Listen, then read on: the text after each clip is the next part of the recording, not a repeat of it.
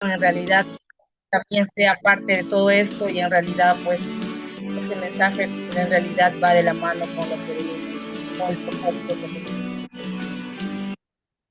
Bien, maestros, también ahí un poquito pues vamos a compartir el propósito de aprendizaje de esta noche, pues que es justamente fortalecer en los docentes del área de educación religiosa el conocimiento, la comprensión y la interpretación de la Sagrada Escritura, con énfasis en el Nuevo Testamento mediante el análisis contextual, teológico y pastoral de sus principales enseñanzas para mejorar la práctica pedagógica y la transmisión del mensaje de Jesucristo en el proceso educativo. Qué bonito a tener en cuenta, por favor, este propósito de todo este taller que se viene, pues en realidad todos estos meses y esperemos lograrlo todo y yo creo que sí, porque tenemos muy buenos ponentes, ya seguramente ahorita les voy a presentar uno de ellos que está allá en la sala, entonces a tener en cuenta maestros. También a tener en cuenta la metodología de este taller, que es síncrona, que es una integración mediante el Zoom, como lo venimos haciendo, que se van a hacer trabajos individuales, son equipos colaborativos. Asimismo, la disposición para el trabajo en equipo maestro, siempre dispuestos a estar, pues, hacer el trabajo en equipo, participar de manera activa. Asimismo, también la metodología es la síncrona, que vamos a tener el trabajo autónomo, vamos a subir como siempre nuestras evidencias por el Drive, brindar información por el grupo de WhatsApp. Bien, también a tener en cuenta nuestros horarios, ¿no? El taller de formación, pues, que tenemos de esta formación permanente, pues, que van a desarrollarse los días martes y jueves, a partir desde las 7 de la noche a las 9 de la noche. Ahí también tenemos el campo temático, los módulos que tenemos que trabajar para estos meses, que tenemos desde este mes de junio hasta el mes de octubre, maestros. Qué dichosos somos de verdad de poder tener estos espacios, ¿verdad? Entonces ahí tenemos 4 módulos. El primer módulo que tenemos en junio y julio, la introducción al Nuevo Testamento, Evangelios, sinopsis y, perdón, un ratito, voy a mover esto de acá. Ponente, pues tenemos al ponente licenciado el padre David Aurelio Cuyán, que pues la duración que vamos a tener estas semanas del primer módulo, que se va a desarrollar pues en este caso la primera semana que es del 23 al 25 de junio, la segunda semana del 30 de junio al 2 de junio, ¿no? Que es la segunda semana, y la tercera semana, que es del 7 y 9 de julio, y finalmente en este primer módulo tenemos la cuarta semana que se desarrollará el 14 y el 16 de julio. Entonces tenemos todas estas fechas ya para este primer módulo y cada uno con la temática, lo que viene es el Evangelio y el Evangelio, introducción general, y entre ellos, ¿no? Y que tenemos, seguramente ya se les ha compartido también la información interna, queridos maestros. Y sobre todo, esto tiene un premio también, maestros, que tenemos la certificación de 30 horas, perdón, por la Adrea Ayacucho. Wow, entonces estamos garantizados también por el otro lado, entonces a tomar en cuenta. Bien, muy bien. Vamos a recargar esas energías para dar inicio, pues, con esta bonita formación. Entonces, comencemos presentando a nuestro padre, al ponente, padre David Aurelio, pues, que es licenciado en teología, apóstoles de la palabra, que viene desde México City. Bueno, pues lo que nos ha facilitado, que tiene una preparación y dictado, pues, de cursos, seminarios, talleres o prácticas, ¿no? En este caso. Asimismo, de diseño y preparación del material necesario para el dictado de clases, realización de instancias de asesoría y tutoría para estudiantes, preparación y corrección de exámenes parciales y finales, redacción y presentación de proyectos de investigación aplicados, aplicación de métodos de enseñanza para impulsar la autonomía y el pensamiento crítico, estímulos de desarrollo académico de los estudiantes y de su interés en la disciplina. La planificación detallada de clases siguiendo el cronograma establecido para el año lectivo, pues que nos ha presentado. Wow, tiene una trayectoria grande el padre y de hecho con esa trayectoria vamos a compartir muchos espacios y vamos a darle pues la bienvenida al reverendo padre David que viene desde México y vamos a regalarle esos aplausos virtuales, queridos colegas, para recibir pues al padre David. A ver, esos aplausos virtuales. Ahí está, muy bien. Bienvenido, padre, la sala es suyo y gracias por estar con nosotros esta noche. Agradezco de corazón la oportunidad que me dan para poder compartir con ustedes este taller, esta formación permanente de la ODEC. La verdad, admiro mucho cada uno de ustedes. Pues que Dios los bendiga. Vamos a tratar de entendernos de la mejor manera para poder aprovechar a lo máximo este curso de taller. Vamos a entrar entonces en nuestra materia. Uno de los primeros temas que vamos a ver el día de hoy lo señalaba bien nuestra presentadora, que sería el Evangelio y Evangelios, y después tenemos una introducción general.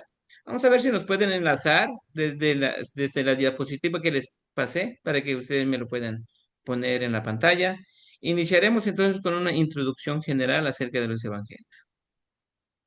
Vamos a hablar acerca del origen, formación de los evangelios y nuestra materia es las Sagradas Escrituras. A ver, vamos a ver cómo le vamos a hacer para subir. Proyectar. ¿Usted me puede poner la diapositiva que les envié? Ok,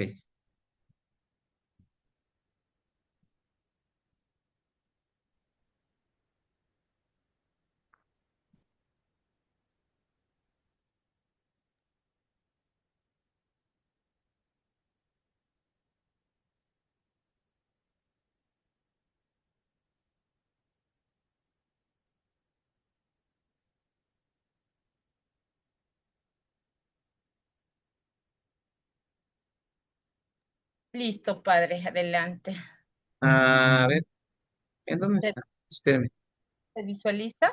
Sí, ahí está. Está bien, Ujú, ya lo ujú. tenemos. Ok, entonces vamos a hablar en un primer momento acerca del origen y formación de los evangelios.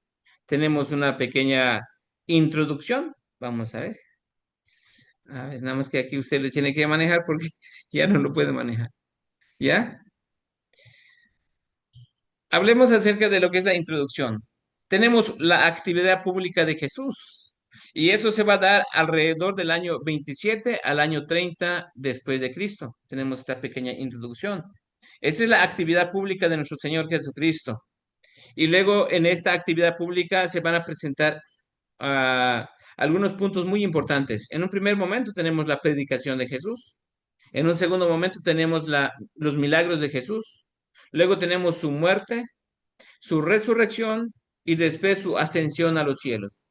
Van a ser estos 5 puntos importantes para que podamos tener ese desarrollo pleno acerca de la vida de Jesús, ¿no? La actividad pública de Jesús.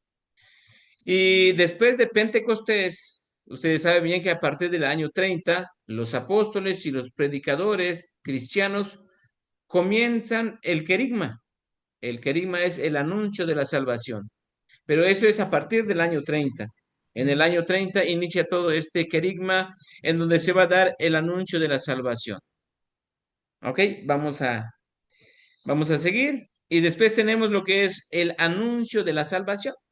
En este anuncio de la salvación entra lo que es el anuncio, se dirige a los destinatarios. Son dos destinatarios. Primero, a los convertidos creyentes que forman la comunidad cristiana mediante la catequesis, una introducción y la liturgia. Eso se da en el año 50. En el año 50 inicia toda esta situación que va, en este caso, el anuncio de la salvación a los primeros cristianos, pero también va dirigido a otras personas, en este caso a los no creyentes, paganos y hebreos, mediante la actividad misionera y la apologética, que es la defensa contra las acusaciones. En ese tiempo había muchas acusaciones, como nosotros hoy en día no solamente somos católicos, también están evangélicos, pentecostés, ahorita está Pare de Sufrir, los Testigos de Jehová, muchos grupos no católicos. En aquel entonces, en tiempos de Cristo, en tiempos de los primeros cristianos, estaban los celotas, estaban otros grupos, en sí no católicos, bueno, más bien no cristianos, que ellos tenían diversos tipos de pensamientos. Entonces, habría alguien que exponer exactamente lo que es el cristianismo y se va desarrollando paso a paso. Entonces, este anuncio de la salvación, por eso va destinado a dos tipos de personas, a los cristianos recién convertidos, a los no creyentes, en este caso a los paganos y hebreos. Bien, si alguien tiene después alguna duda, alguna pregunta, pues ya saben la dinámica, solamente alcen la mano y vamos a ir participando. Pasamos en el siguiente. Y después en este caso tenemos la colección, colecciones escritas y cronología, ¿no? Vamos aquí a intervenir en algunos aspectos muy importantes. Y yo, en este caso, voy a pedir que participemos juntos, ojalá y me puedan acompañar. No sé qué tipo de Biblia tengan. Yo tengo la Biblia de Jerusalén y también tengo la Biblia latinoamericana.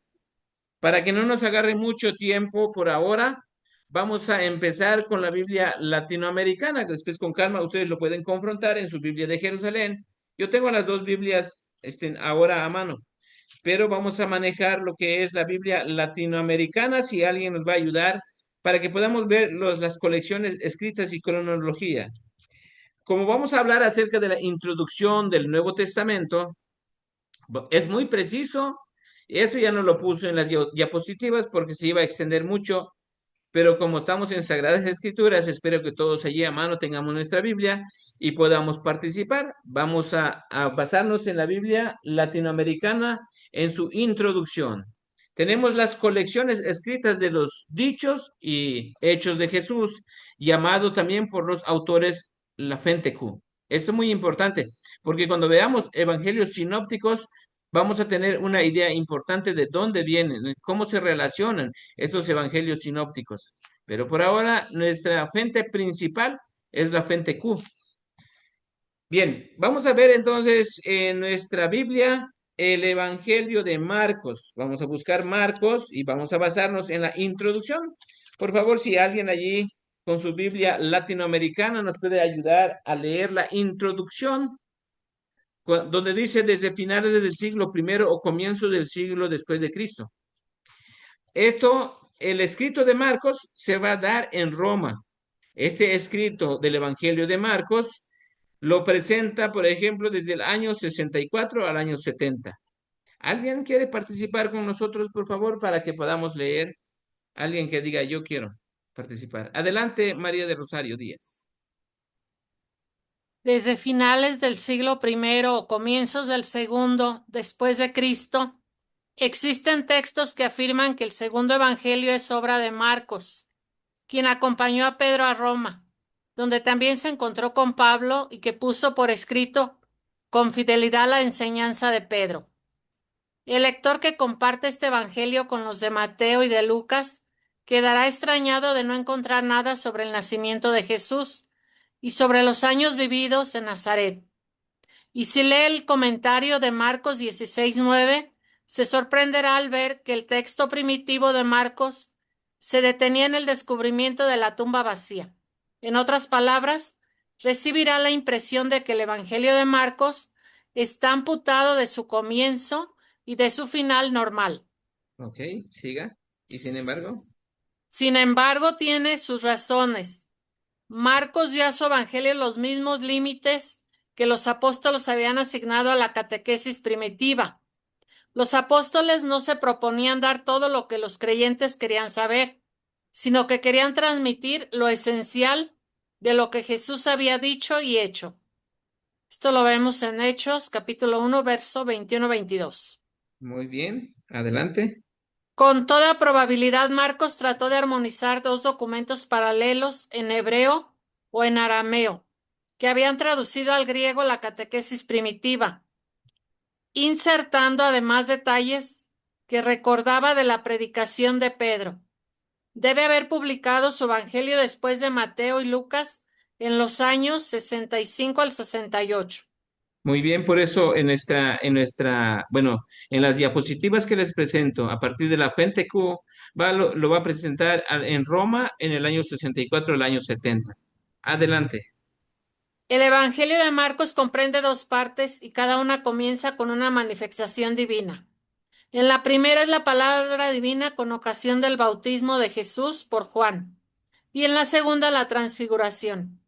La primera parte del Evangelio se desarrolla en Galilea, la provincia de Jesús, la segunda en Judea y en Jerusalén, el corazón de la nación judía.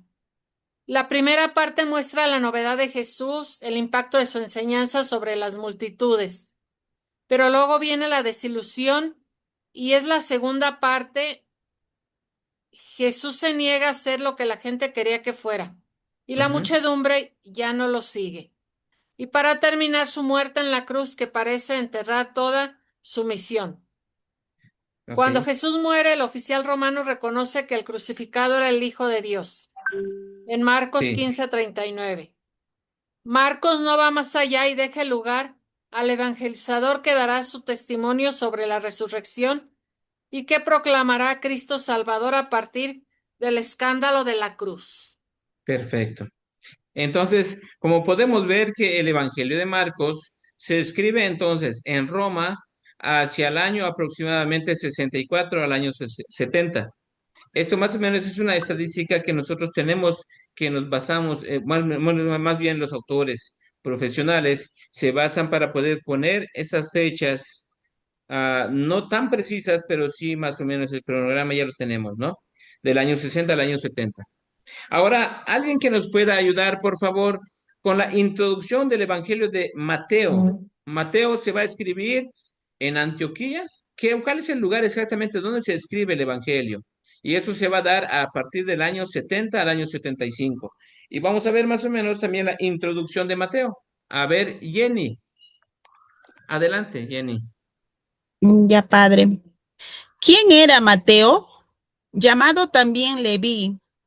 Leemos en el Evangelio que era cobrador de impuestos y que Jesús hizo de él uno de sus apóstoles. Eso está en Mateo capítulo 9, versículo 9 y Muy bien. Marcos capítulo 2, versículo 3. Sí, Pero hay recordarán el llamado de Mateo. Adelante. Ujú. Pero hay certeza de que el Evangelio que se presenta bajo su nombre fue redactado en su forma actual hacia los años 80, es decir, después de su muerte. Tal vez su autor haya sido uno de sus discípulos. Tal vez se haya servido de un primer borrador escrito por Mateo. Véase la introducción al Nuevo Testamento. Ok. Con toda probabilidad, este evangelio fue escrito en una comunidad cristiana en la que había cristianos de origen judío y griego, tal vez Antioquía. Eso lo encontramos en Hechos capítulo 12, versículos 19 y 13. Ok, Es alguien puede leer ese texto para que nosotros vayamos confrontando, porque allí dice, realmente es en Antioquía en donde se escribe. Adelante, alguien que nos ayude a leer el texto, si alguien lo tiene ahí a mano. Tenemos Hechos capítulo 12, versículos 1. Antioquía. A ver, ¿alguien dijo yo? No, no tenemos otro. A ver,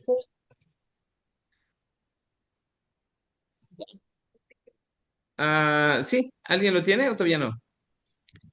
Padre, Hechos. Ah, sí, Eh, pero capítulo 12 me dice muerte de Santiago, liberación no, milagrosa de a Pedro. ver, ¿No? sí, no, no, no, es A ver. a ver, vamos a checar bien esto porque si no, no queremos. Es Pedro justifica su... No, no. mm, Hechos. Hechos capítulo 11. Ya.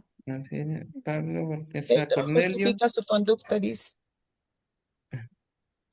Sí, bueno, Hechos capítulo 11. Porque el capítulo 12 luego presenta el capítulo 12, versículos 1, o si no, y capítulo 13.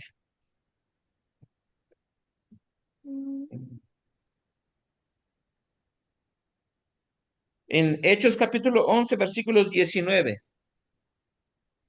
Hechos capítulo 11, versículos 19. Algunos que se habían dispersado a raíz de la persecución, Ya. cuando el asunto de Esteban llegaron hasta Fenicia, Chipre y luego dice Antioquía, pero Ujú. solo predicaban la palabra a los judíos. Judíos. Exactamente, judíos, pero luego estaban en Antioquía. Presenta otros Antioquía. lugares como Fenicia, Chipre, pero luego Antioquía. Nuestro centro va a ser siempre Antioquía. Por eso es probable que este libro del Evangelio de Mateo se escribe en Antioquía. Antioquía. Entonces es Hechos de los Apóstoles, capítulo 11, versículos 18. Y también en esto es muy importante porque a partir de allá es donde los primeros cristianos, es donde los discípulos de Jesús les llaman con el nombre de cristianos. Adelante, vamos a seguir en el momento. Este evangelio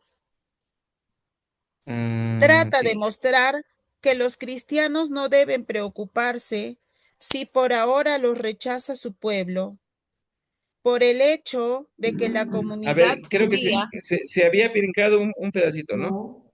ay, a ver, ¿dónde? A ver. Ya, está profundamente marcado por una Ujú. situación conflictiva. ¿Está bien, padre? Desde ahí, ¿no? Mm, inicia donde dice, con toda probabilidad, ese evangelio fue escrito en una comunidad cristiana, en la que había cristianos de origen judío y griego, tal vez en Antioquía. Después Ujú, decía Hechos capítulo 12, 1. Este es ujú. el momento en que el sumo sacerdote Ananías, adelante.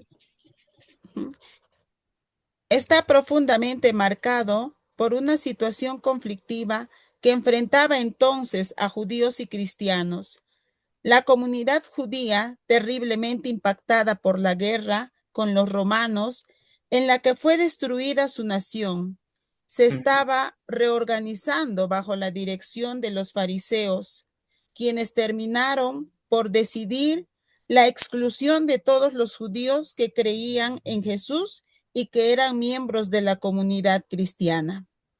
Sí, Este evangelio trata de mostrar que los cristianos no deben preocuparse si por ahora los rechaza su pueblo, por el hecho de que la comunidad judía no reaccionó a su Mesías, perdió sus derechos a las promesas de Dios, y Dios se hizo un nuevo pueblo, que es la iglesia. Mateo cita numerosos textos del Antiguo Testamento para probar que los cristianos son los verdaderos herederos del pueblo de la alianza. ujú, En esta perspectiva, toda la historia de Jesús es presentada como un conflicto que termina con una separación. Véase fin del capítulo 13. En ujú. adelante, Jesús no predicará más a las muchedumbres, sino solo a sus discípulos. Ok, es Mateo correcto. ha, de- Mateo ha destacado la figura de Jesús como predicador y maestro de la Escritura. Se interesa en forma especial por las palabras de Jesús, que son más numerosas en su evangelio que en los demás, y en cambio cuenta sus gestos y sus milagros del modo más esquemático posible. No Ok, hay pues que extrañarse de que Mateo haya construido su evangelio en torno a 5 discursos en los que reunió palabras que Jesús pronunció en diferentes ocasiones. Estos discursos son el Sermón de la Montaña, las sí, instrucciones a los misioneros, las parábolas del reino, las advertencias a la comunidad cristiana, cómo convivir a la espera de fin de los tiempos.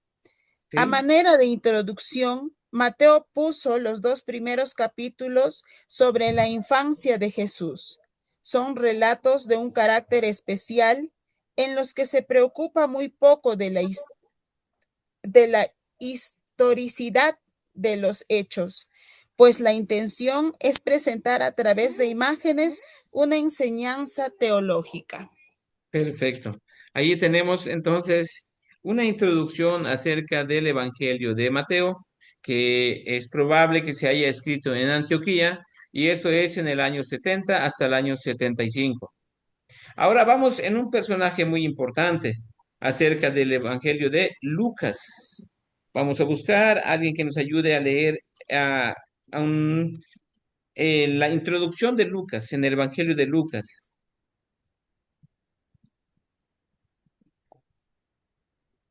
Dice allí, el tercer evangelio es obra de discípulos. A ver, ¿alguien más que nos ayude a leer de esta introducción? Vamos a ver si hay algún participante allí.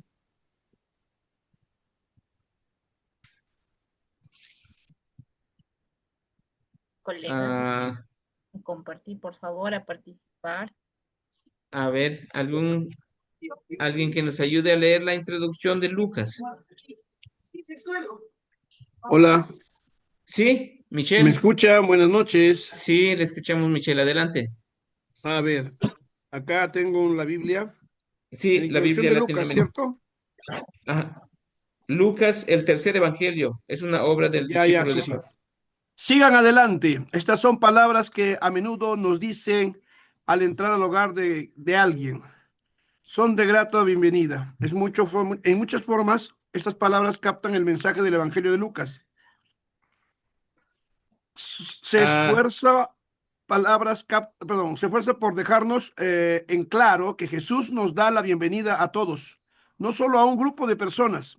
De igual manera us- que las ¿usted tiene la palabras, Biblia latinoamericana tengo la Biblia didáctica para jóvenes de San Pablo. de San Pablo? Ok, ¿está Ajá. usted en la introducción de Lucas? Sí, sí. Ah, ¿tiene usted a mano la Biblia latinoamericana o la Biblia de No, en el Jerusalén? momento no. Ah, ok, ok. ¿Alguien que nos ayude con la Biblia latinoamericana? Igual y si tienen otra introducción, bueno, no pasa nada, pero de preferencia para que si muchos tuvieran la Biblia, primero la de Jerusalén, luego la latinoamericana, la de los jóvenes también es muy buena, de hecho ayuda mucho, ¿no? Pero en ese sentido, si pudiéramos manejar la Biblia de latinoamericana, es mucho mejor para que estemos en el contexto. ¿A alguien que diga yo? Ah, Yo lo vamos. leo nuevamente, Sí, padre. adelante, Jenny, adelante. ¿El tercer evangelio es obra? Lucas. Sí, de Lucas, así es. Lucas, médico sirio, se convirtió a la fe cristiana cuando los primeros misioneros salieron de las comunidades de Jerusalén y de Cesarea para llevar el evangelio más allá de las fronteras del país judío. Luego dejó su patria para acompañar al apóstol Pablo. Eso encontramos en Hechos, capítulo 16, versículo 10. Ok, Llegó a Roma, capital del mundo, entonces conocido, donde permaneció durante 2 años, por lo menos, y se encontró con Pedro y Marcos, que predicaba entre los cristianos de Roma. ok, Cuando escribió su evangelio hacia el año 70, tenía ante su visita varios escritos que contenían hechos y milagros de Jesús, los mismos que usaron Marcos y Mateo, pero también había recorrido durante sus viajes otros relatos, recogido durante sus viajes otros relatos que provenían de los primeros discípulos de Jesús y que guardaban las iglesias más antiguas de Jerusalén y de Cesarea. ok. De ahí provienen los 2 primeros capítulos de su evangelio, en que nos habla de su infancia de Jesús a partir de datos que le debió proporcionar su madre María. Lucas era de cultura griega y escribía para griegos. No reprodujo como Marcos y Mateo detalles que se referían a leyes y costumbres judías, pero no habrían sido entendibles para sus lectores. Lucas veía en el Evangelio la fuerza que reconcilia a los hombres con Dios y a los hombres entre sí. Por eso se preocupó de transmitirnos las parábolas de la misericordia y las palabras que condenan el dinero, factor de división entre los hombres. Asimismo, notó el trato tan sencillo de Jesús con las mujeres en un mundo que las mantenía totalmente marginadas. El Evangelio de Lucas consta de 3 partes: el ministerio de Jesús en Galilea, el viaje de Jerusalén, la llegada a Jerusalén y la pasión. El último capítulo sobre las apariciones de Jesús resucitado era como una invitación a leer el libro de los Hechos, que es la continuación del Evangelio de Lucas. Gracias, Jenny, muchas gracias. Entonces, encontramos en Lucas un aspecto muy importante y va a presentar a Dios como el Padre misericordioso. De hecho, es uno de los autores muy importantes. Lo relacionamos también en los Hechos de los Apóstoles, porque eso lo vamos a ver después, porque Hechos de los Apóstoles ahí también lo veía puesto, y los Hechos de los Apóstoles que se escribe aproximadamente en el año 80. Pero el Evangelio de Lucas se escribe aproximadamente más bien en Corinto, que es Grecia, porque después Lucas va a decir también que es Grecia, o sea, en el año, hacia el año 70 hasta el año 80 más aproximadamente, el Evangelio de Lucas. Bien, vamos a pasar, ahora vamos a brincarnos Hechos, porque eso lo vamos a ver más adelante, vamos a ver el libro de los Hechos de los Apóstoles, y vamos a pasar ahora en el cuarto Evangelio que es San Juan. Vamos a ver igual también la introducción del Evangelio de Juan.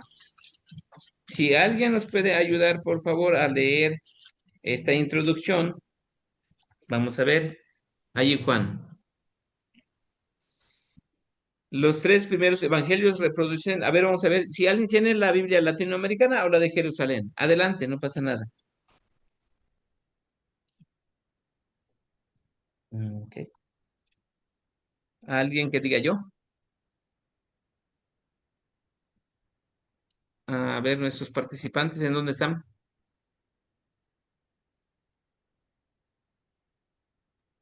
A ver, maestros, por favor, hay que participar. Parece que tenemos 71 participantes, ¿eh?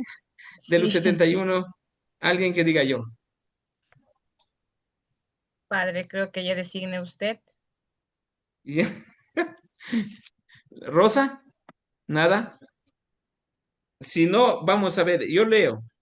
Ahí en su Biblia latinoamericana, síganme nada más. Entonces tenemos aquí, los 3 primeros evangelios reproducen documentos redactados en Palestina a la vista de los misioneros, de los mismos apóstoles. El evangelio de Juan va dirigido a la siguiente generación y su autor es un profeta de la iglesia.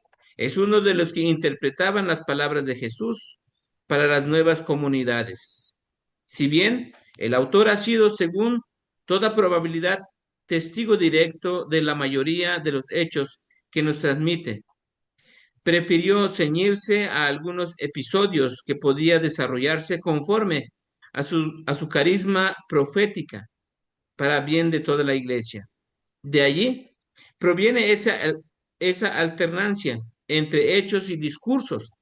Los hechos son narrados en un estilo breve y preciso, mientras que los discursos de Jesús resaltan a veces respectivos y es fácil deducir que aun cuando fuera constituido en base a palabras auténticas de Jesús, son obras de Juan el profeta, como se le ha llamado.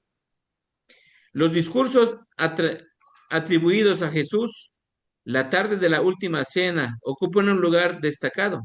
Con ellos estamos tan lejos de la proclamación de Jesús a la muchedumbre como las advertencias dirigidas al pueblo judío para persuadirlo a que se convirtieran. En estas páginas parece que la iglesia entera y todo el porvenir del cristianismo se identifican en esos discípulos que él eligió y los que preparará para la efusión del Espíritu. Después, las grandes líneas del Evangelio de Juan lo encontramos. Mientras Juan nos dice que en el último capítulo, ¿cuál fue su objetivo?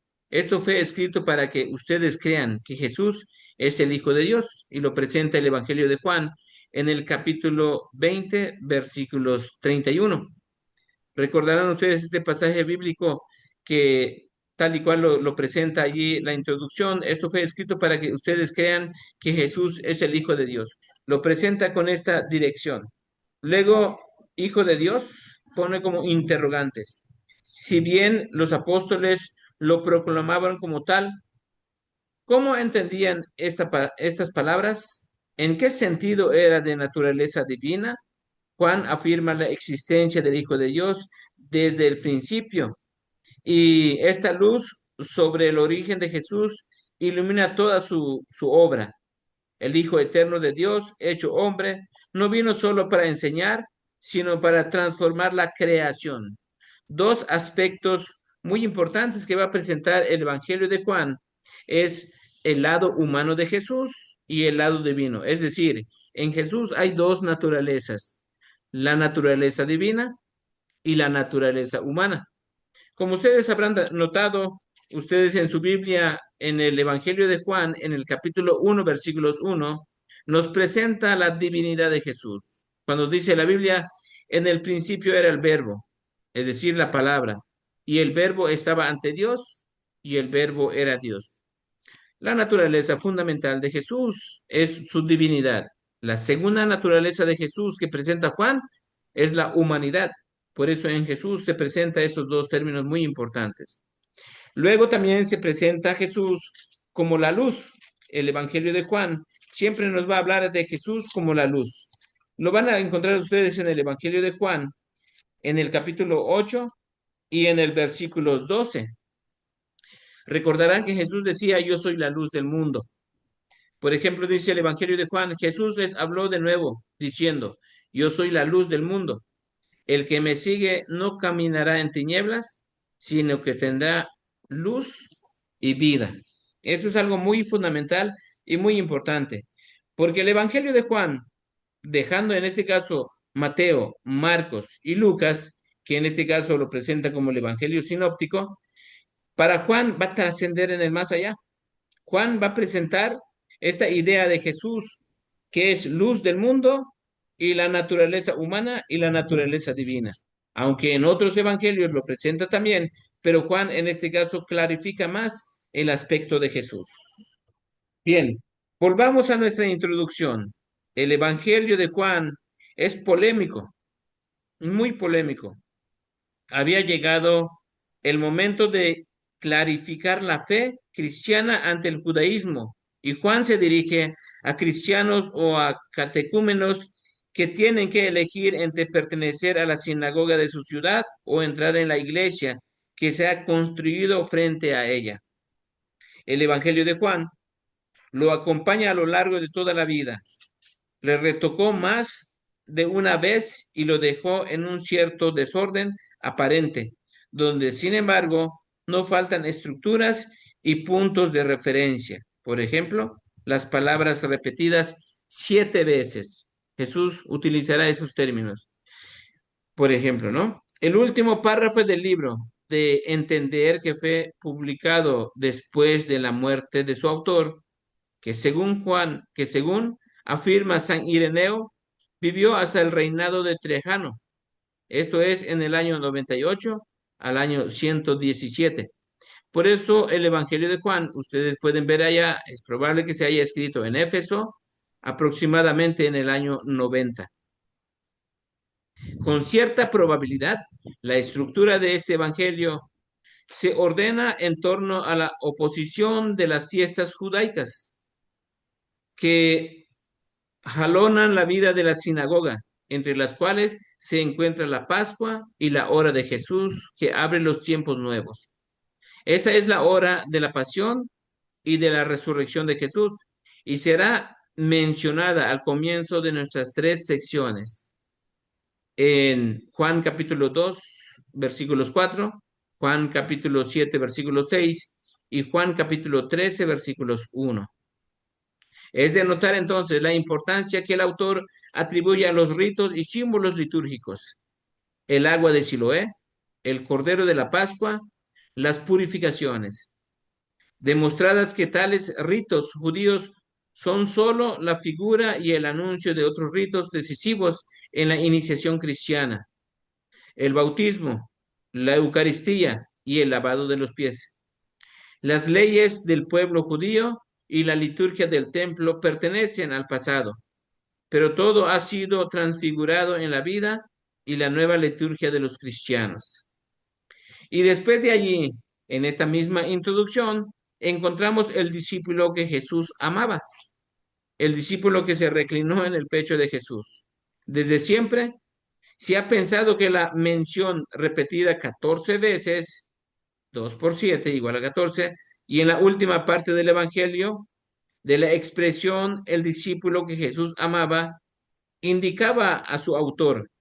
El último versículo en el capítulo 21, versículo 24, se dice expresivamente: sería difícil negar que este discípulo, del que no se dice su nombre, haya sido, junto con Andrés, uno de los dos primeros discípulos mencionados en Juan, en el capítulo 1, versículos 35. Recordarán este pasaje bíblico donde encontramos estos dos hombres, ¿no? Bien, y también parece haber sido uno de los dos discípulos que tampoco se nombraban en Juan 21, 2. Entra en esta escena en el momento de la última cena, colocado en el lugar del honor que correspondía por derecho al huésped. No sería el dueño de la casa que acogió a Jesús y a los suyos, lo que presenta Lucas capítulo 22, versículos 12.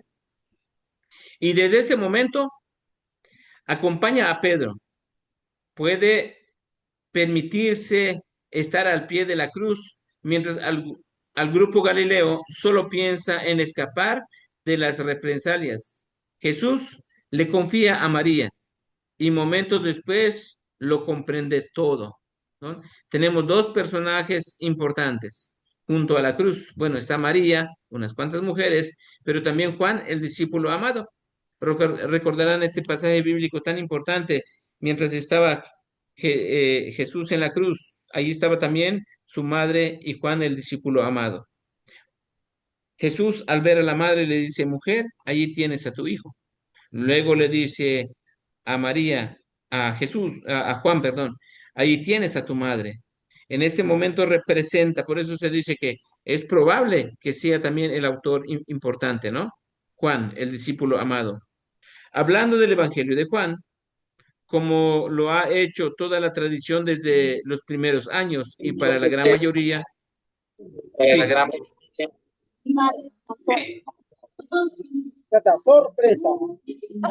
¿Hay algún micrófono abierto, creo, de Siriana? Diana. Yeah. Ok. Hablamos del Evangelio de Juan, como lo ha hecho toda la tradición desde los primeros años, y para la gran mayoría el autor sería Juan, hermano de Santiago, uno de los 12 de Jesús, que aunque esta atribución suscita serios problemas. En primer lugar, el Evangelio dice muy pocas cosas sobre la actividad de Jesús en Galilea, en la que tomaron parte los hijos de Zebedeo, y que ocupa la mayor parte de los sinópticos.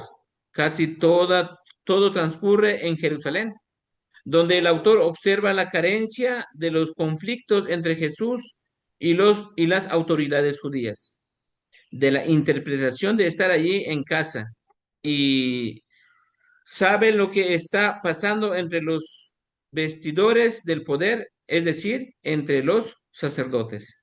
Hay otros interrogantes que arrojan una sombra de duda sobre la atribución del Evangelio a este Juan, el apóstol, un pescador galileo. ¿Podría ser el autor de los discípulos de los discursos teológicos y místicos que caracterizan este Evangelio? Además, ¿quién diera su forma definitiva al Evangelio entre los años 70 y los años 90? Quizás será en Éfeso, lugar a donde se reunieron según una tradición muy antigua.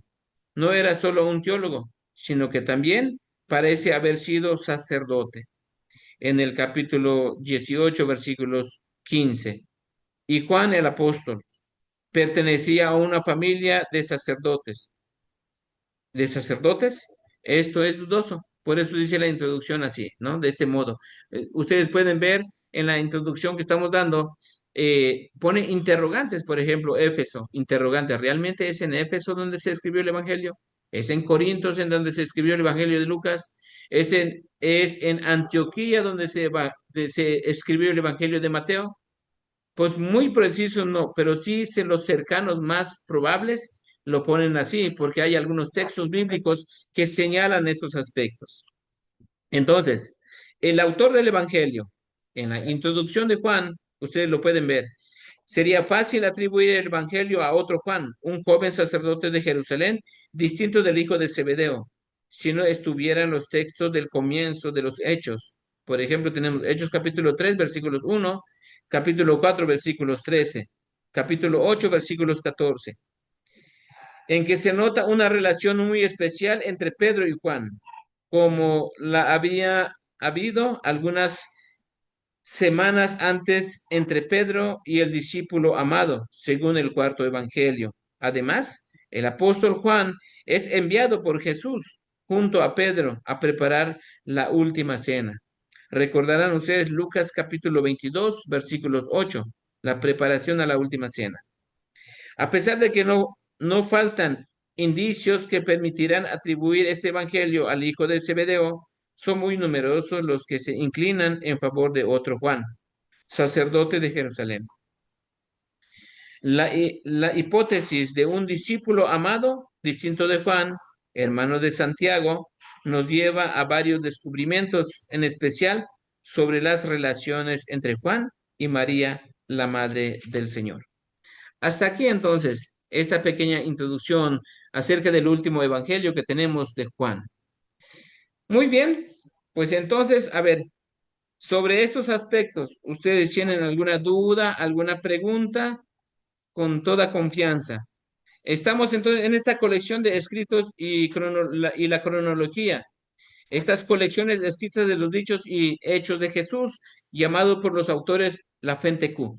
Esta es la parte que nos corresponde para poder entrar en los evangelios. Si alguien tiene alguna duda o pregunta, adelante. Si no hay dudas o preguntas, yo creo que estábamos viendo con el padre Walter si había un pequeño break, porque si hay un pequeño break, entonces tenemos 5 minutos de esta primera hora y 5 minutos de la segunda hora. Es decir, ya después ya empezamos, son 10 minutos de descanso. ¿Les parece? Bien, padre, muchísimas gracias. Entonces, estaríamos retornando a las 8:05, ¿le parece? Acá en Ajá, Perú es exactamente. 7:55. Sí, aquí son las 6:55, es correcto. Ah, ya, entonces acá vamos a retornar a las 8:05. Muy Entonces bien, vamos a hacer tenemos un 71 paréntesis. participantes. Muchas felicidades y aquí estamos, ¿eh? Muchísimas gracias, padrecito. Vamos a hacer un paréntesis para recargar un poquito las energías. Entonces, Tomen su agua, gracias. su Dejamos té, de su café. compartir la pantalla. Dejamos de compartir la pantalla. Bien, maestros, un poquito vamos a relajar, vamos a recargar Ajá. energías para poder iniciar con la segunda parte. A Sí, tomar, y por favor. también pueden, a lo mejor, perdón, señor Rosa, también pueden pasar después las diapositivas que estoy compartiendo para que todos los maestros que lo quieran es material para ustedes. Muy bien, muchas gracias, padre. Entendido, entonces se les va a ¿Ok? compartir. Ok. Gracias, hasta entonces, Sí, gracias. sí, sí, sí. En Gracias, 10 Padre. minutos. Una pausa activa, Gracias, que los colegas hacer el estiramiento un ratito. A gracias, los- Padre. Ok, ok, Gina. Bien.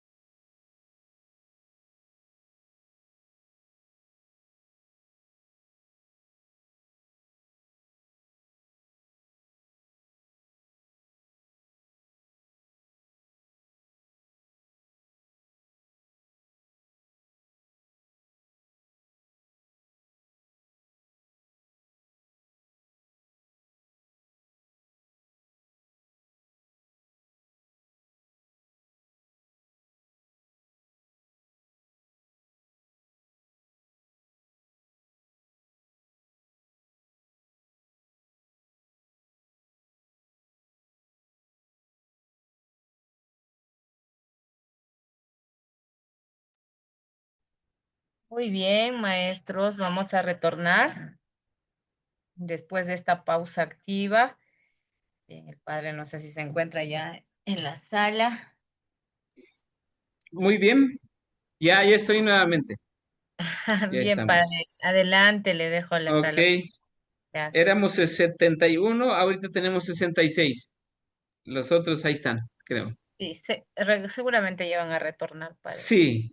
Bien, entonces, no sé si tengan alguna duda, alguna pregunta sobre esta introducción de los cuatro evangelistas.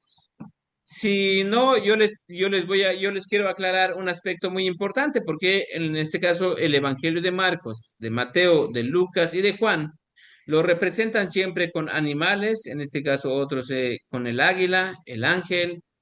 O sea, ustedes vamos a ver también más adelante el libro del Apocalipsis. En el libro del Apocalipsis se presenta esta idea central acerca de los cuatro evangelistas.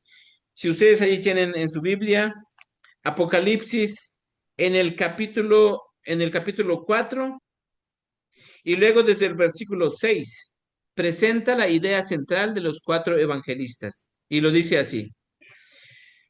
Ah, cuatro seres vivientes llenos de ojos por delante y por detrás ocupan el espacio entre el trono y lo que hay a su alrededor.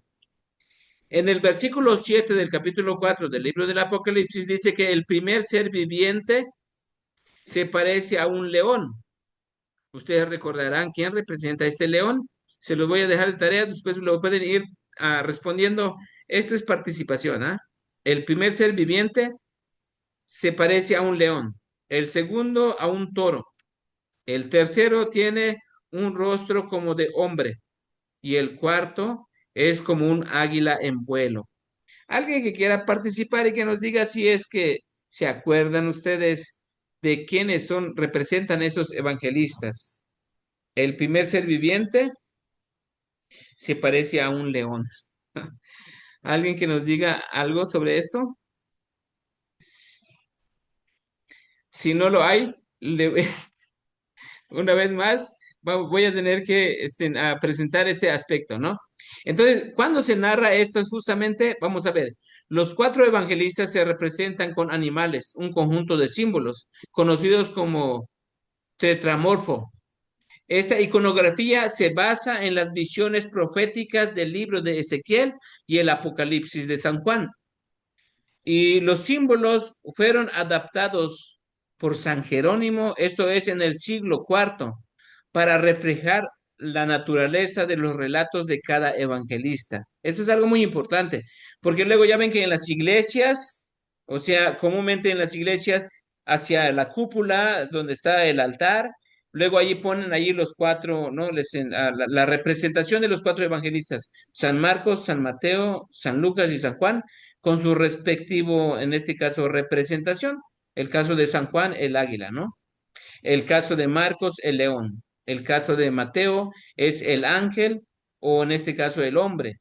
Y el caso de Lucas es el toro. Entonces, ¿qué es lo que queremos que comprender para que, pues cuando nos pregunten de repente, tengamos esta idea central desde cuándo surgió esto?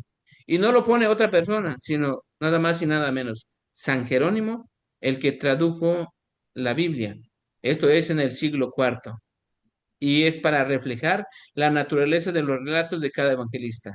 Por ejemplo, San Mateo, el ángel o un hombre alado. Y esto representa la encarnación de Jesús.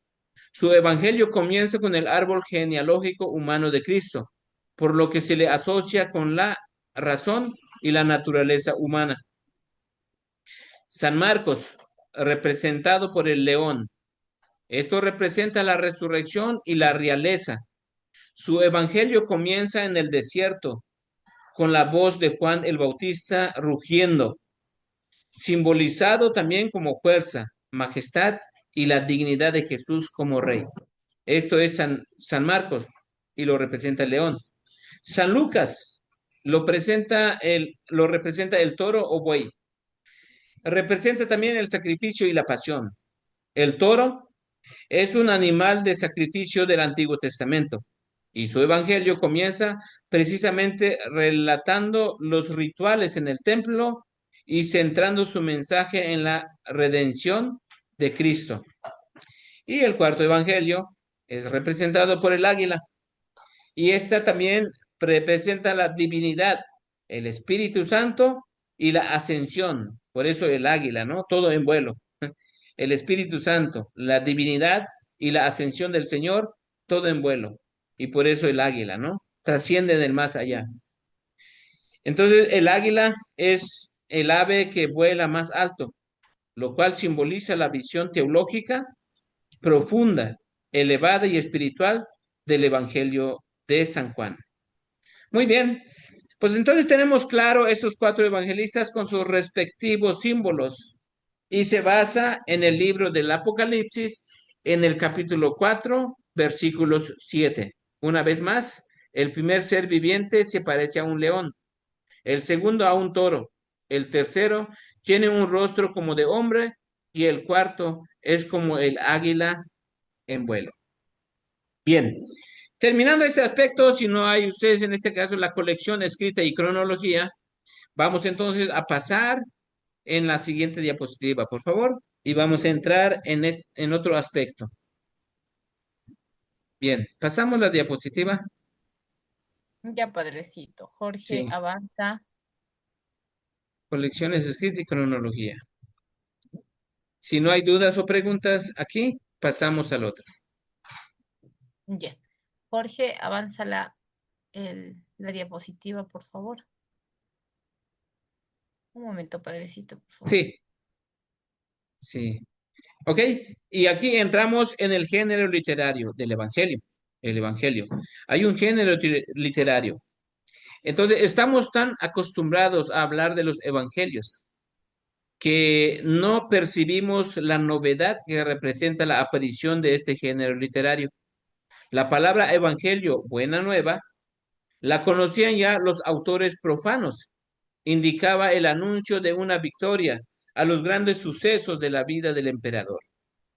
Una inscripción del año 9 antes de Cristo, hallada en Pirene, Asia Menor, celebra el aniversario del nacimiento de Augusto. Lucas pudo inspirarse en ella para presentar el nacimiento de Jesús.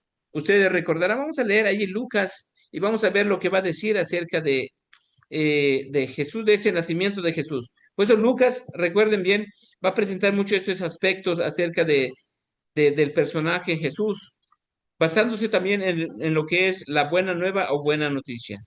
Lucas capítulo 2, en el versículo 10, dice lo siguiente. Capítulo 2, versículos 10. Pero el ángel le dijo, no tengan miedo, pues yo vengo a comunicarles una buena noticia que será motivo de mucha alegría para todo el pueblo. Entonces, una buena noticia.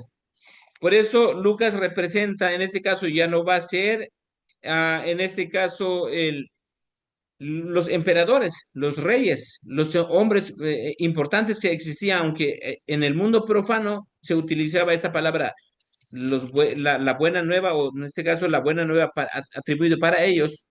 En el Nuevo Testamento, Lucas retoma estas palabras para anunciar una buena nueva, la buena nueva de Jesucristo nuestro Señor. Por eso Lucas pudo inspirarse en ella para presentar el nacimiento de Jesús.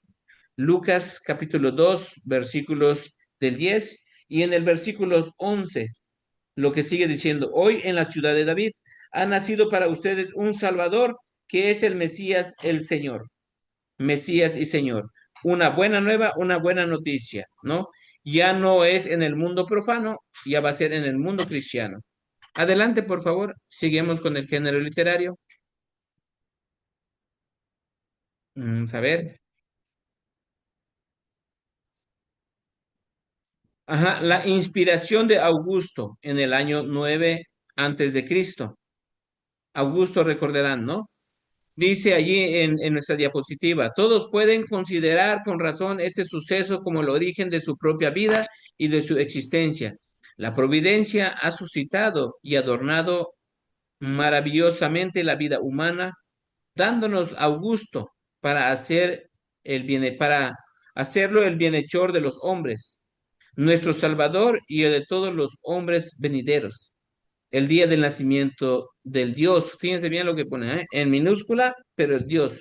Los reyes lo tenían como dioses. Augusto ha sido para el mundo el comienzo de las buenas nuevas recibidas gracias a él.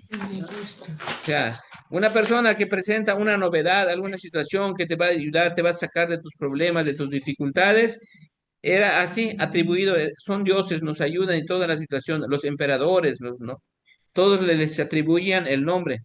Cuando nosotros veamos el libro del Apocalipsis, vamos a ver, por ejemplo, el Nerón César. Nerón César, que es tenido como Dios y que pues no es posible que otro rey venga y ocupe mi lugar.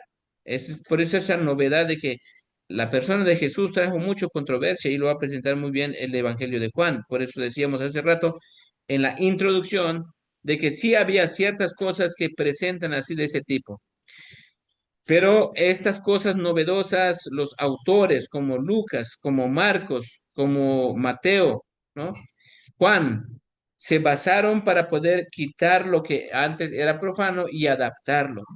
Aquí también en nuestro México, aquí en México teníamos también costumbres, como en este caso la cultura maya, la cultura, diferentes culturas aztecas, tenían también sus propios ritos, rituales, y muchas cosas se cambian, se quita aquello y se pone lo que es cristiano.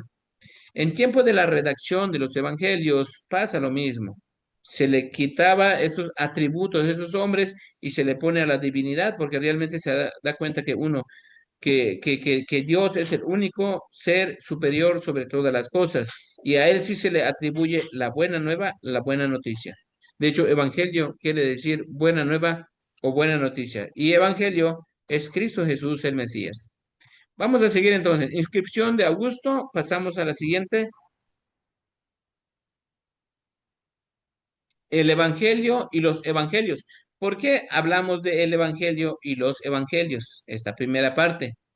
Al principio solo se conocía el Evangelio, en singular, la buena nueva que proclamaba Jesús, la venida del reino de Dios y la felicidad ofrecida a los pobres. Así lo utiliza también Pablo en sus cartas. Pablo va a utilizar mucho esta buena nueva, esta buena noticia de Jesús, ¿no? El Evangelio de Cristo, va a decir en este caso. Con Marcos, sin duda, al inventor de este género literario, sin correspondencia en otras literarias, el Evangelio se convierte en un texto, en una historia, el relato de la actividad de Jesús. Marcos va a presentar este Evangelio como Cristo mismo, el relato de la vida de Jesús. Hasta entonces Jesús era quien proclamaba la buena nueva. Ahora es Él el proclamado. Él mismo se convierte en la buena nueva, es decir, buena noticia.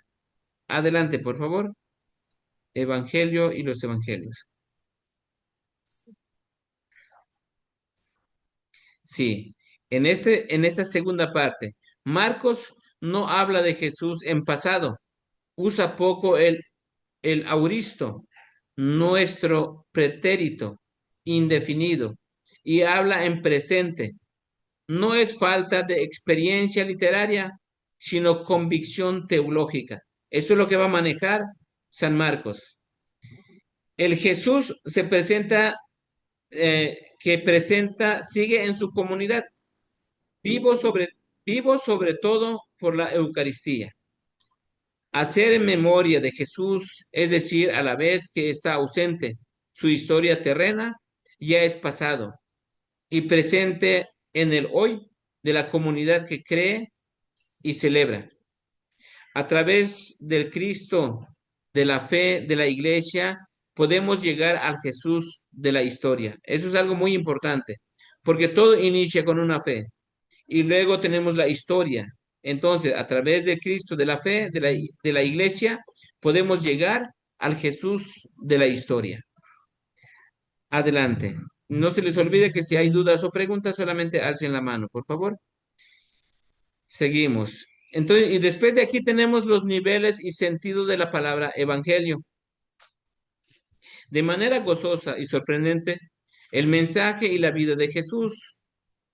Han recibido dentro de la iglesia el nombre de evangelio, el nombre de evangelio, solamente en el mensaje, ¿no? Para que ello fuera posible, confluyeron varios elementos o caminos que conviene destacar en los planos políticos, sociales, profético de Israel, en el propio Jesús, en Pablo, en Marcos y en la iglesia posterior. Y vamos a pasar a la siguiente diapositiva y vamos a ver estos niveles y sentido de la palabra evangelio, cómo se va manejando en cada aspecto, ¿no? Entonces, caminos que influyeron en el primer paso, en el plano político-social. El nacimiento del emperador recibe el nombre gozoso de evangelio, buena nueva de paz y de esperanza para los fieles habitantes de su imperio. De hecho, el rey cuando se presenta es como hoy también hay algo parecido, ¿no? Tenemos el caso de los que son políticos que a veces no cumplen, unos sí cumplen, bueno, hay de todos, ¿no? Pero para que ellos sean candidatos, hacen su campaña y empiezan ¿no? a elevarlos. Nosotros prometemos mejorar el mundo, mejorar nuestra sociedad, mejorar las viviendas, mejorar el ambiente social y tantas cosas. Por eso también en el plano político y social, esto se presenta como algo novedoso, como un gozoso, como un evangelio, como una buena nueva, una buena noticia. Pero después tenemos en el plano del anuncio salvador en Israel, de los israelitas también. Recordarán que el segundo Isaías, en el capítulo 40 hasta el capítulo 55, presenta su mensaje de liberación como una buena nueva, o besorá, que anuncia el mebaser o evangelizador escatológico, el heraldo que proclama en Sion la salvación para los que estaban en el exilio. Esto lo va a presentar muy bien el libro del segundo Isaías en el capítulo 40 hasta el capítulo 50.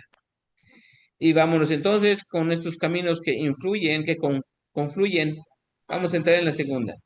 Estamos en el plano político, social, plano del anuncio del Salvador israelita. Adelante, siguiente. Y tenemos también en el plano de Jesús. Llega Jesús, las cosas cambian, ¿no? Reasume el anuncio del Salvador del segundo y tercero Isaías. Quizás no usó la palabra evangelio, besorá, pero sí el verbo evangelizar, bisar. En pasajes clave, por ejemplo, tenemos Mateo capítulo 11. Vamos a ver si algunos que nos quieren ayudar a leer Mateo capítulo 11, versículo 5. O también tenemos Lucas capítulo 4, versículos 18. ¿Algún participante que nos quiera ayudar? Tomen su Biblia. Es muy importante que siempre tengamos ahí a mano la Biblia y vamos a buscar Mateo capítulo 11, versículos 5. Y algún otro lector que nos ayude que en Lucas capítulo 4, versículos 18. Esto es en el plano de Jesús, caminos que influyen en el camino de Jesús. ¿Hay algún participante allí a mano? ¿Alguien que diga yo? ¿O se nos durmieron? Ah, vamos a ver. Ahí tenemos Jenny, adelante. Padre, Lucas, voy a leer Lucas. Lucas capítulo 11, versículo 5, es correcto. Y después No, Marilene. Mateo. Ah, no, Ok, Mateo. Sí, no. Ahí dice, perdón. Sí, Mateo capítulo 11, versículo 5. Y después Lucas 4, 18. Adelante. Esperado, Lucas, Padre. Ahí voy a buscar Mateo. Estaba en Lucas usted. A ver, Marilene, después que nos ayude con Lucas capítulo 4, versículos 18. Padre, muy buenas noches. ¿Podría leer yo el Evangelio según San Mateo? Si lo tiene, Ya. sí, adelante. A ver, ahorita, por favor. Mateo capítulo 11, versículo 5.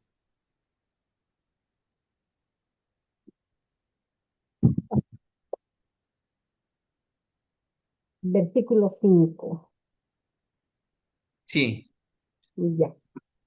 Los ciegos ven, los cojos andan, los leprosos quedan limpios, los sordos oyen los muertos resucitan, y una buena nueva llegará a los pobres.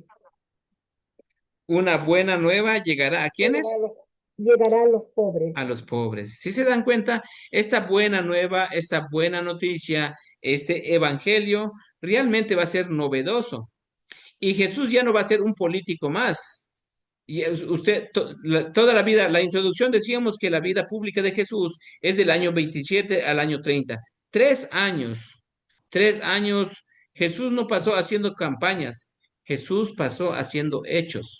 Porque realmente, hasta incluso Juan el Bautista dudaba, ¿eh? Por eso dice, vayan y pregúntenle a ver quién es este, de verdad, es el Jesús. Y Jesús le dice, pues, en el versículo 4 dice, Jesús les contestó, vayan y cuenten a Juan lo que ustedes están viendo y oyendo. Los ciegos ven, y sí que los ciegos ven porque Jesús sanaba, ¿no? Al ciego Bartimeo. Los cojos andan. Le decía, levántate, toma tu camilla y vete, ¿no? Los cojos andan. Los leprosos quedan limpios. ¿Recordarán ustedes los leprosos que se acercaron a Jesús? Y solamente uno fue y le dio gracias a Jesús que lo hayan sanado. Entonces, los leprosos son limpios, quedan limpios. Los sordos oyen, los muertos resucitan. Resucitó a Lázaro. Ya llevaba 4 días ahí en la tumba y de repente, a ver, Lázaro, vente para acá. Y sale Lázaro de la tumba. Resucitan los muertos, ¿no? Y después, y una buena nueva ha llegado a los pobres.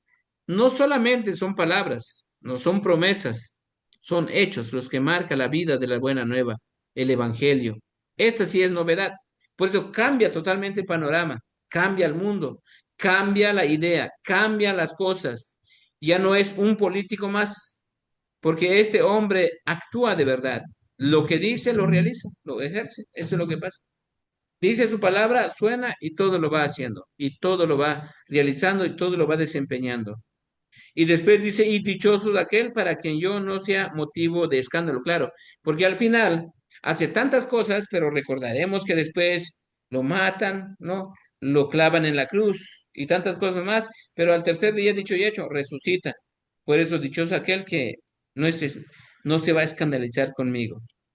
Entonces, ese es el ámbito de Jesús. Y también Lucas, a ver, alguien dijo que quería partir. Lucas capítulo Sí, 4 versículo 18. Adelante. ahora sí. Lucas capítulo 4, versículo 18. El Es correcto. Espíritu del Señor está sobre mí. Él me ha ungido para llevar buenas nuevas a los pobres, para anunciar la libertad a los cautivos y a los ciegos que pronto van a ver, para despedir libres a los oprimidos. Sí. Entonces, puntos centrales y tan importantes. Él me ha ungido para llevar buena noticia a los pobres. De verdad, qué buena noticia, ¿eh? En serio.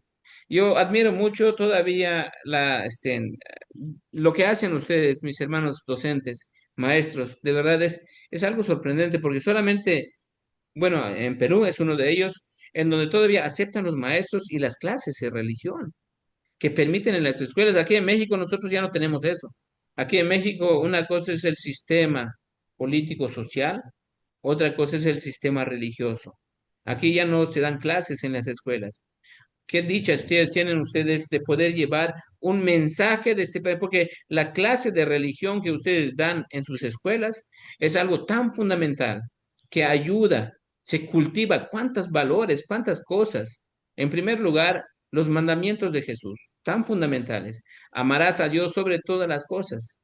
Se te enseña a amar primero, antes que nada, antes que tu negocio, antes que tu trabajo, antes que tus planes, antes que tus proyectos, antes de todo lo que vas a hacer en la vida, es fundamental.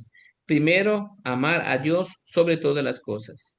Hay gobiernos que entienden muy bien esto y la clase de religión es tan fundamental en cada país, ¿no? Tenemos, por ejemplo, San Salvador, también un hombre que es sorprendente, ¿eh? Es sorprendente porque en verdad las cosas cambian cuando permites a Dios en la vida del ser humano, en la vida social, ¿no? Eso cambia totalmente. Esta buena nueva que llega a los pobres, a la gente marginada, para que se les abran. La religión no es como dice Mark, muchas veces dicen ellos, es que, que la religión es opio del pueblo, pero realmente no es verdad.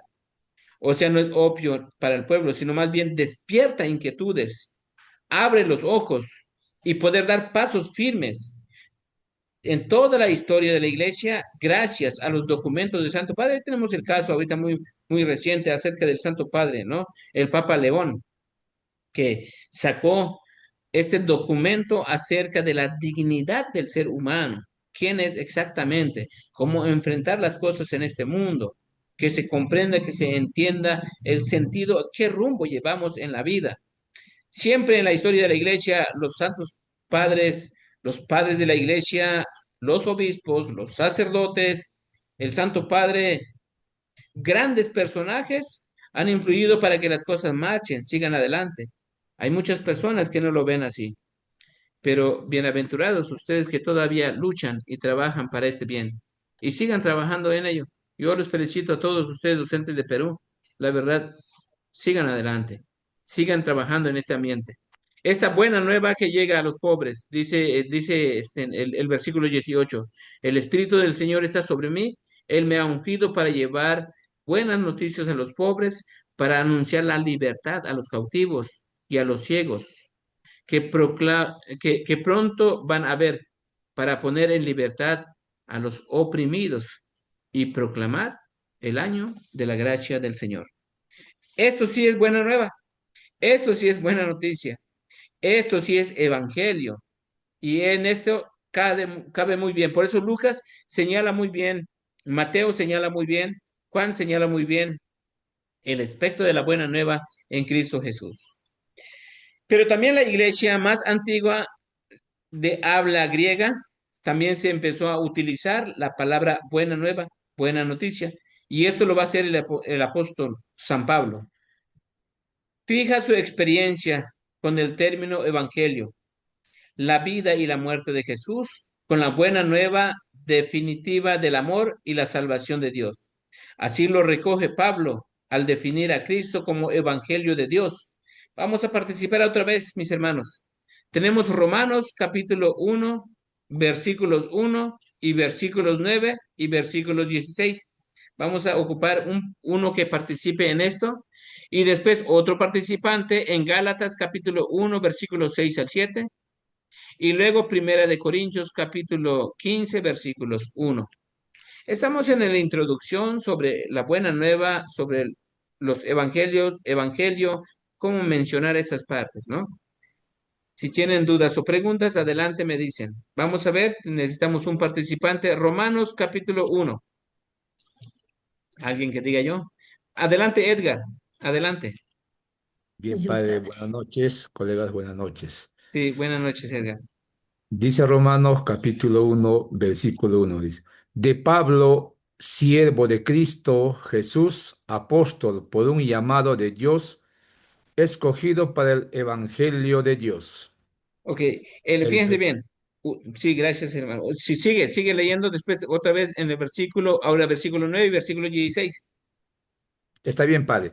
El versículo 19 dice, Dios 9. sabe que que los recuerdos constantemente en mis oraciones, mientras le rindo ese culto espiritual que es trabajar por la buena nueva de su Hijo. Buena nueva de su Hijo, Evangelio. Adelante. El versículo 16 Sí, dice, como ven, no me avergüenzo del Evangelio. Es una fuerza de Dios y salvación para todos los que creen, en primer lugar para los judíos y también para los griegos. Gracias, Padre. muy bien. Y todavía sigue diciendo el versículo 17, el Evangelio manifiesta como Dios nos hace justos por medio de la fe y para la vida de la fe, como dice la Escritura. El que es justo Justo por por su la fe, fe vivirá, dice. vivirá. ¿Ven? Por la fe vivirán. Gracias, hermano Edgar.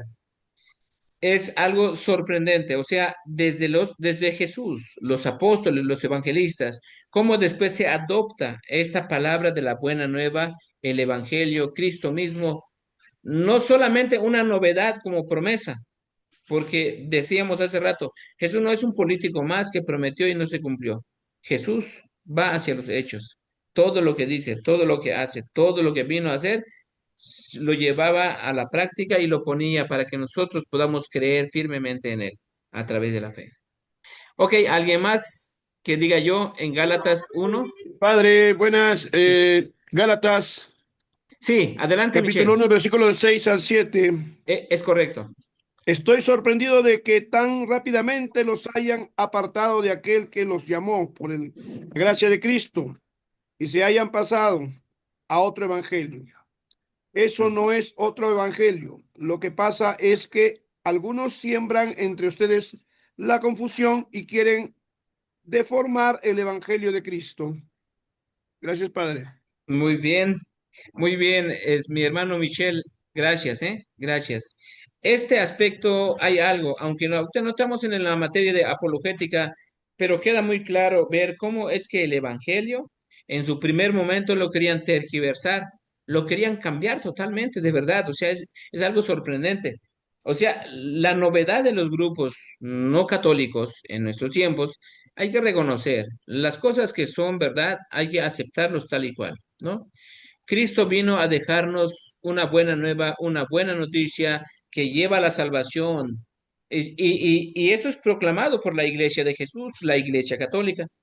La Iglesia Católica es la única iglesia desde Cristo hasta nosotros y tiene todos los medios de salvación. Para eso tenemos los sacramentos. Uno de los aspectos más importantes, como el centro, el culmen de nuestra fe, es la Eucaristía. Por eso ustedes recordarán en el Evangelio de Juan, en el capítulo 6, versículo 54, la Biblia dice, el que come mi carne y bebe mi sangre, tiene vida eterna, y yo lo resucitaré en el último día. Porque mi carne es verdadera comida, dice la palabra, y mi sangre es verdadera bebida. El que come mi carne y bebe mi sangre, vive en mí y yo en él.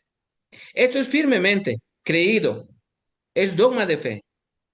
Creemos, sabemos, y por eso nosotros católicos desempeñamos esto, llevamos a cabo el trabajo de los maestros, que ustedes trabajan con sus niños, con su gente, con los niños que atienden para formarlos, para hacerlos partícipes, para que nadie les quite esa fe. Desafortunadamente no es así. Ha habido mucho descuido porque yo también estuve en Perú. Bueno, estuve allí en Lima, Perú, allí en Huachipa. Allí estuve casi 3 años y medio. Y la verdad, también hay sectas, hay grupos evangélicos, pentecostés, testigos de Jehová, mormones. O sea, quizás nuestra formación tendría que ser más sólida, más firme, pero en donde sea, se nos ha bombardeado, porque las personas que casi no van a la iglesia, evidentemente viven lejos de la fe y no saben lo que tienen. Viene otra novedad, otras personas, lo que dice el apóstol Pablo en su carta a los Gálatas. Me sorprende que a ustedes abandonen tan pronto a aquel que según la gracia de Cristo los llamó y se pasen a otro evangelio. Fíjense bien, ¿eh? Otro evangelio, pero en minúscula, no en mayúscula. Pero no hay otro. Solamente hay personas que tratan de tergiversar el Evangelio de Cristo. El Evangelio de Cristo es en mayúsculas, ya no es en minúsculas. Y siembra confusión entre ustedes. ¿Sí se dan cuenta? Siembra confusión entre ustedes. Actualmente los testigos de Jehová no creen que realmente Jesús esté en el vino y en el pan consagrado. Los testigos de Jehová niegan la divinidad de Jesús, mi hermano. De verdad, ellos no creen que Jesús sea Dios. Si no creen que Jesús sea Dios, ¿cómo van a creer en la Eucaristía, que es Dios, que es Jesús mismo, el Verbo encarnado, el que alimenta su cuerpo? No lo creen. Niegan el Espíritu Santo. La Trinidad para ellos no existe. El único que existe para ellos es Jehová, nada más. Y se basan en el Antiguo Testamento. Algo mal interpretado, realmente, porque también la palabra Jehová, si quieren pronunciar el nombre correcto de Dios, tendría que ser otra situación, no el nombre de Jehová. ¿Por qué no dicen entonces Yahvé, que es la traducción más correcta, más cercana, más viable para el nombre divino, si quieren respetar el nombre divino? Bueno, pero eso ya lo vieron quizás en otro momento en temas de apologética. Ahora nos corresponde ver solamente lo que señala el Evangelio de Cristo. Y el Evangelio de Cristo es que no nos dejemos engañar, no vayamos tras otra. Es muy triste ver que nosotros siendo maestros de religión, Si no se les aclaró a los niños lo que creen, después van en otros grupos. Unos son mormones, otros son evangélicos, otros son testigos de Jehová, otros son pares de sufrir, ¿ven? En fin, muchos grupos, ¿ven? Se nos olvida que el evangelio central es Cristo Jesús nuestro Señor. Por eso no nos dejemos confundir. Ojalá que sigamos luchando por esta verdad, la verdad que es Cristo mismo, que se nos viene a dar, que nos vino a dar la buena nueva, la buena noticia. Bien, otro participante, Primera de Corintios, capítulo 15, versículos 1. Vamos a Buenas ver. noches, padre. ¿Me permite, por favor? Gardenia, adelante. Muchas gracias, padre. Bien, Primera de Corintios, capítulo 15, versículo 1. Quiero Ajá. recordarles, hermanos, la buena nueva que les anuncié.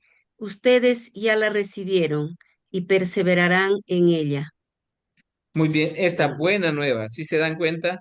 Y luego, si ustedes siguen ese hecho del apóstol Pablo, es muy sorprendente, porque en el capítulo 11, versículos 23, habla acerca de esta bella tradición que el apóstol recibió. Hechos capítulo 11, versículos 23.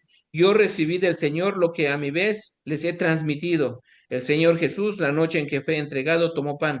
Dando gracias, lo partió y diciendo, esto es mi cuerpo que es entregado por ustedes. Hagan esto en memoria mía. De igual manera, tomando la copa después de haber cenado, dijo, esta copa es la nueva alianza en mi sangre. Todas las veces que la beban, háganlo en memoria mía.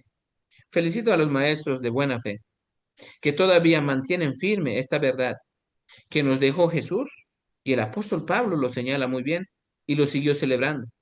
Los sucesores de los apóstoles, esto lo vamos a ver cuando veamos el libro de los Hechos de los Apóstoles, van a ser los obispos católicos. Lo van a encontrar ustedes, por ejemplo, en Hechos de los Apóstoles, en el capítulo 20, en el versículos 28. Vemos cómo es que el apóstol señala de que habían sucesores, ya no son evangélicos, no son pentecostés, son obispos. Hechos capítulo 20, versículos 28, la Biblia dice, cuiden de sí mismo y de todo el rebaño, en el que el Espíritu Santo les ha puesto como obispos o supervisores, que pastorean la iglesia del Señor que Él adquirió con su propia sangre. Sucesores después de la muerte de los apóstoles son obispos católicos. Y si ustedes se van, por ejemplo, en Hechos capítulo 14, en el versículo 23, Hechos capítulo 14, versículos 23, también los sacerdotes son los sucesores de los apóstoles. En cada iglesia les hacían designar presbíteros y después de orar y ayunar, los encomendaban al Señor en quien habían creído. ¿Por qué señalamos estos aspectos? Porque esto no lo había puesto yo en este camino de que cómo influye el Evangelio, porque sigue siendo la buena nueva, para que nosotros sólidamente estemos en la verdad, conozcamos la verdad, entendamos lo que estamos viviendo para poder dar pasos más firmes en nuestra fe, más firmes en la vida de los niños, de sus estudiantes, de cada persona que forman. Al paso del tiempo, ustedes están fortaleciendo lo que ellos creen, pero no a ciegas, no a la buena de Dios, no a la manera del mundo, sino a la manera de la fe en Cristo Jesús nuestro Señor. Bien, pues esta es la parte muy importante. Entonces, en la iglesia más antigua de habla griega, lleva también este conocimiento sobre la buena nueva, la buena noticia, el evangelio, que es Cristo mismo. Muy bien, ¿hay alguna duda o preguntas aquí? Si no hay dudas o preguntas, pasamos a la siguiente Ya diapositiva. vengo. Ok, adelante. Vamos a pasar a la siguiente diapositiva. Bien. Caminos que influyen. Ujú.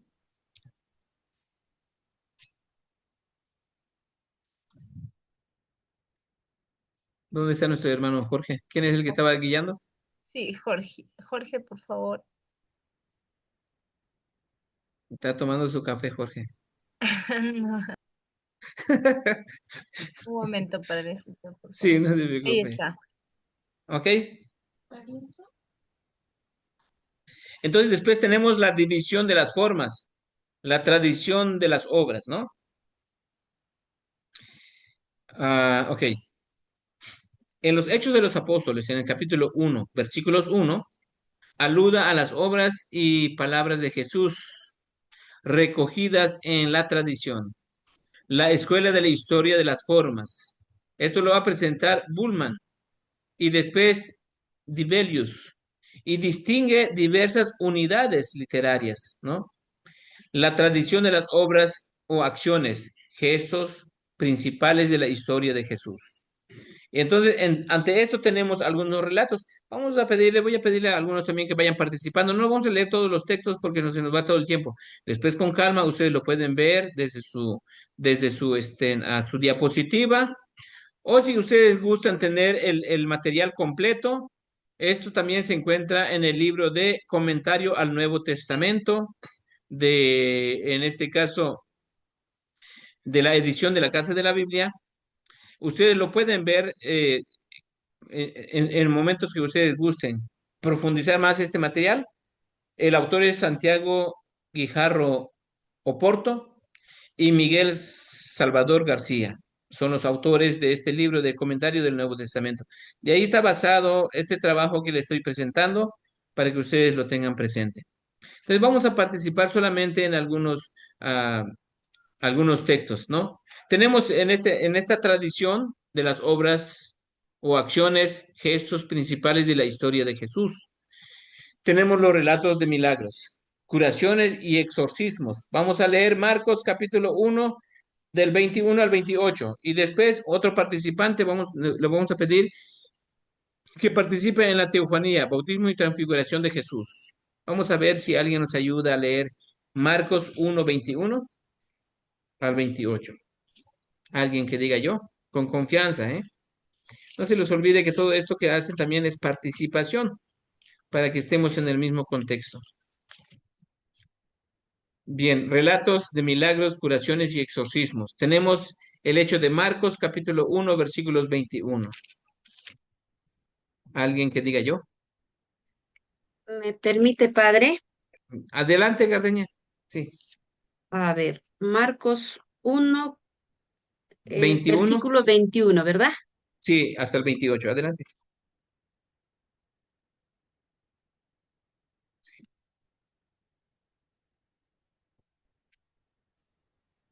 Jesús empezó a enseñarles durante las asambleas del día sábado.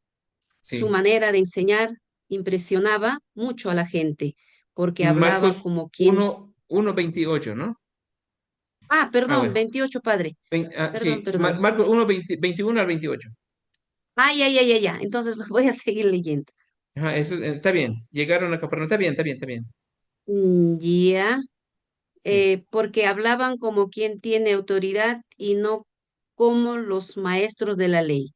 Entró en aquella sinagoga un hombre que estaba en poder de un espíritu malo y se puso a gritar: ¿Qué quieres con nosotros, Jesús de Nazaret? ¿Has venido a discutir, a A destruir. destruirnos? Yo sé que tú eres el Santo de Dios. Jesús le hizo frente con autoridad: Cállate y sal de este hombre. El espíritu impuro revolcó al hombre en el suelo y lanzó un grito tremendo y luego salió de él. El asombro de todos fue tan grande que se preguntaban uno a otro: ¿qué es esto? ¿Una doctrina nueva? ¿Con qué autoridad? Miren cómo da órdenes a los espíritus impuros y le obedecen. Así fue Así fue. como la fama de Jesús se expandió por todo el territorio de Galilea. Muy bien. Gracias, hermanita Gardeña. Ok, padre. Sí, o sea, qué interesante. Entonces, en esa tradición de las obras o acciones, gestos principales de la historia de Jesús, tenemos relatos de milagros, tenemos curaciones y tenemos exorcismos. Jesús llega, dijimos, como buena nueva. Y si es buena nueva, restablece algo nuevo. Incluso lo que es imperfecto lo perfecciona. El muerto lo resucita, a los ciegos los hace ver, ¿no? Y aquí también tenemos las teofanías, el bautismo y la transfiguración de Jesús. Vamos a ver solamente por ejemplo, Marcos capítulo 9 del 2 al 8. Marcos, capítulo 9, versículos del 2 al 8.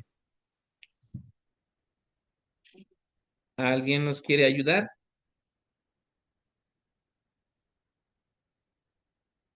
Por indicado.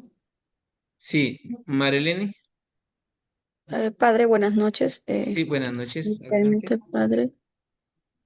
Dijo Marcos Ajá, Marcos el capítulo 9. 9, versículos del 2 al 8. Ya bueno, en esta parte dice, ¿no? Sí.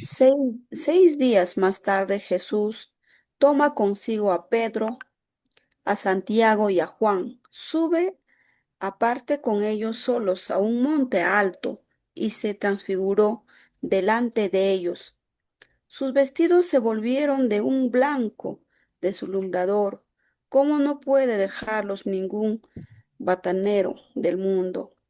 Se les aparecieron Elías y Moisés conversando con Jesús. Entonces Pedro tomó la palabra y dijo a Jesús, Maestro, qué bueno es que estemos aquí. Vamos a hacer 3 tiendas, una para ti, otra para Moisés y otra para Elías. No sabía qué decir, pues estaba asustado. Se formó una nube que los cubrió y salió una voz de la nube. Este es el Hijo, el amado, escúchalos. De pronto al mirar alrededor, no vieron a nadie más que a Jesús solo con ellos. Cuando bajaba del monte les ordenó que no contestasen a nadie lo que había visto hasta que el Hijo del Hombre resucitará de entre los muertos.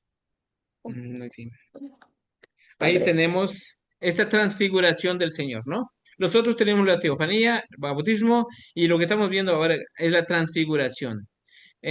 Con calma después vean los otros textos bíblicos, pero lo que nos interesa es que en esta transfiguración del Señor se da a conocer a sus apóstoles. Ahora, en esta parte, ustedes también no vean esto solamente como, bien decía nuestra profesora al inicio, no lo vean como una formación nada más, como, pues, ¿qué nos queda? Ya no nos dicen que un curso hay que participar, hay esto, aquello. O sea, véanlo más bien como lo vieron los apóstoles, que decía Pedro, Maestro, qué bueno es estar aquí, qué bonito, que se siente tan bonito estar contigo, escuchar tu voz, tu palabra, te transfigura, lo podemos ver. Ojalá que también ustedes dentro de su actividad que hacen y pudieran tener un retiro, un día tengan un retiro, una vivencia más de fe, más profunda. No solamente es la parte académica, porque a veces cansan el trabajo, que eso, que exámenes, que tantas cosas más. No, dense un chipecito también para poder vivir la vida, vivir la fe, vivir la vida espiritual, ¿no? Seamos como los apóstoles. Maestro, qué bueno es estar aquí. Se siente bonito. Incluso haremos 3 chozas. Uno para ti, otro para ahí, otro para Moisés. Y así vamos. Ojalá que la experiencia nos sirva no solamente como si fuera un curso, sino para encontrarnos también con Jesús desde la transfiguración del Señor. Y después de allí tenemos otros relatos, los relatos biográficos sobre Juan el Bautista, Jesús y sus discípulos. Tenemos el caso de Jesús y sus discípulos. Vamos a ver el Evangelio de Marcos en el capítulo 6 del 1 al 6. Vamos a ver, Juan. Perdón, Marcos 6, 1 al 6.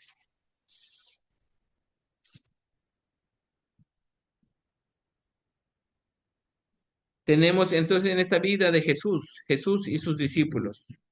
Dice, al irse Jesús de allí, volvió a su tierra y sus discípulos se fueron con él. Cuando llegó el sábado, se puso a enseñar en la sinagoga y mucha gente lo escuchaba con estupor. Se preguntaban, ¿de dónde le viene todo esto? ¿Y qué pensar de la sabiduría que ha recibido con estos milagros que salen de sus manos? Pero no es más que el carpintero, el hijo de María. Es un hermano de Santiago, de José, de Judas y Simón. Y sus hermanas no están aquí entre nosotros. Se escandalizaban y no lo reconocían. Tenemos este hecho de Jesús. Y después todavía dice el versículo 4, Jesús le dijo, Si hay un lugar en donde un profeta es despreciado, esa es su tierra, entre sus parientes y en su propia familia. Y no pudo hacer allí ningún milagro, tan solo sanó a unos pocos enfermos imponiéndole las manos. Jesús se admiraba de cómo se negaban a creer. Es como para algunas personas que solamente toman su materia como porque pues no queda de otra, y hay unos que seguramente pues hasta no creen tanto en lo que están enseñando, ¿no? Ojalá que, como dice el Santo Padre, no sea solamente una materia más de religión, sino más bien vivir la fe. Jesús nos reconoce como su familia. Somos de la familia de Jesús. Una familia que va en busca a estar justamente en el hogar. Y ese hogar es el hogar de Nazaret, el hogar de Jesús. Nuestra familia, estar juntos a Él, junto con Jesús, ¿no? Entonces, esos relatos biográficos sobre Juan el Bautista, Jesús y sus discípulos, lo va a presentar tanto en esa división de las formas, la tradición de las obras. Y luego tenemos las acciones proféticas que simbolizan la llegada del reino. Un aspecto muy importante es la llegada del reino de Dios. Vamos a leer ese último pasaje bíblico, vamos a buscar Marcos capítulo 14, versículos 22 al 26. Marcos, capítulo 14. Vamos a ir en Lo el leo, versículo padre. 22. Adelante, Edgar, adelante. Bien, dice Marcos capítulo Sí, bien, capítulo 14, versículo 22 al 26. es correcto, adelante. Durante la comida de Jesús tomó pan y después de pronunciar la bendición lo partió y se lo dio diciendo, tomen, esto es mi cuerpo. Tomó luego una copa y después de dar gracias se le entregó y todos bebieron de ella. Y les dijo, esto es mi sangre, la sangre de la alianza, que será derramada por una muchedumbre. En verdad les digo que no olvidaré aprobar el zumo de cepas hasta el día en que le beba nuevo en el reino de Dios. En el reino de Después de Dios. cantar los himnos, se dirigieron al monte de los olivos. Muy bien.